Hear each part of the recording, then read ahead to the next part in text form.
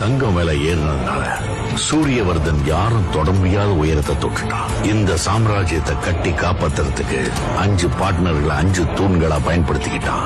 Parker, Rajendra Desai, Andrews. சூரியவர்தனுக்கு இருந்த பெரிய பலம் அவன் தம்பி அதீரா. அவனோட சாமர்த்தியத்துல கட்டின இந்த கோட்டையில சூரியவர்தனோட மகன் கருடனோட பங்கு இருந்தது.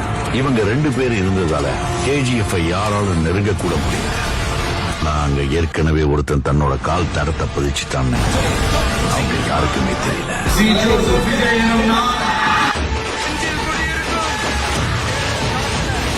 Powerful people come from powerful places.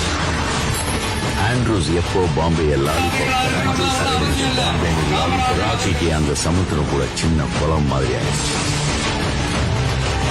There are so many jackals and other animals in the forest.